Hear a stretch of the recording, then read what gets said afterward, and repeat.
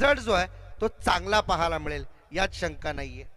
कारण समोरची टीम देखील हर्षद सर तेवढीच बलाढ्य आहे ना. कारण ऋतिकची बॅटिंग पाहिलीत, अर्धशतक अगदी त्यांनी 5 धावांनी गमावलं आणि तो जर चालला याही मॅच मध्ये तर समोरच्या संघाला देखील माहिती आहे खूप मोठं आव्हान आहे. आपल्या कल्याण डोंबिवली ग्रामीण क्रिकेटचा जणू काय बायकर मॅन होतोय आणि त्याची देखील बॅटिंग पुढच्या डावात पाहायला मिळेल. स्विच हिट करण्याचा प्रयत्न केला होता, बॅट आणि बॉलचा संपर्क आहे का पंचांकडे नक्कीच पाहावं लागणार आहे आपल्याला.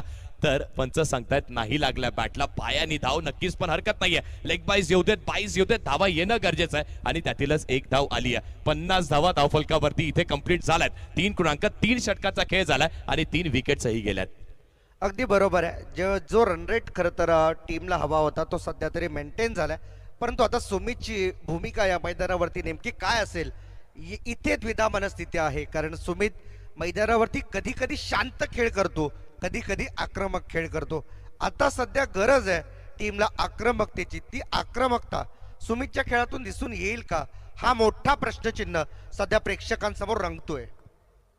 मैदानाच्या आतमध्ये ते पाहायला मिळणार आहे आपल्याला. सूरज मात्र विपक्ष सुमित हेगे यावेळी देखील मोठा स्ट्रोकचा प्रयत्न केला. खेळाडू येतो, जेलची शक्यता, कॅच नाहीये, ड्रॉप आणि इथे मॅचची गोल्डन विकेट जात आहे.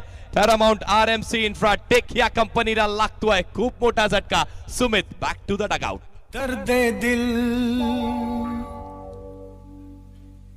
दर्दे जिगर दिल में जगाया